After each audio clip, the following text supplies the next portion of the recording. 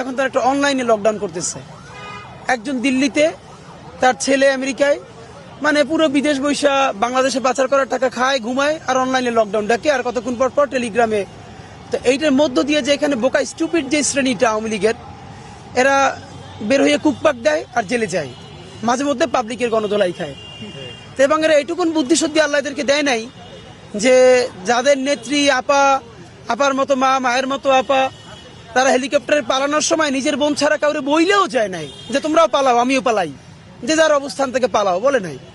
তো এইরকম একটা, এটা তো আসলে একটা কাল্ট, আমরা যেটা বলি সহজ করে, এটা তো আসলে একটা সেমি ধর্মের মতো, মানে আপনি অন্ধবিশ্বাস। তো এই জন্য যেটা কথা, এখন আমাদের ধারণা আওয়ামী লীগ বাংলাদেশে গণকেস। সে এর আগে অনেকবার চিন্তা করেছে, যে এর আগেও অনেকবার তার পুনরুদ্ধার ঘটেছে। দেখেন আপনি এইখানে খেয়াল করলে দেখবেন, আজকে আমরা কালকে সারা রাত এই অঞ্চলে ছিলাম, ফজরের পর থেকে এখানে আছি, আপনি দেখবেন না, খুব চেহারায় বুঝবেন কেউ পলিটিক্যাল ফ্যামিলির ছেলে মেয়ে না, মানে পুরো অ্যাপলিটিক্যাল যে জেনারেশনটা, তারা যখন সারা রাত জেগে ফজরের পর থেকে এখানে পাহারা দিচ্ছে, এর মানে আমাদের সেই অ্যাপলিটিক্যাল জেনারেশনটা পলিটিক্যাল হয়ে উঠছে। তারা পলিটিক্যাল পার্টি করছে না, কিন্তু দেশের স্বাধীনতা সার্বভৌমত্ব টিকিয়ে রাখবার জন্য তারা সেই রাজনৈতিক দায়িত্ব কাঁধে নিচ্ছে। আওয়ামী লীগ যেরকম মুক্তিযুদ্ধ কুক্ষিগত করেছে, জুলাই গণ অভ্যুত্থান সেই মুক্তিযুদ্ধের মালিকানা এবার জনগণের কাছে ফিরিয়ে দিতে চায়। এবার তারা অনলাইনে লকডাউন করছে। আমরা মনে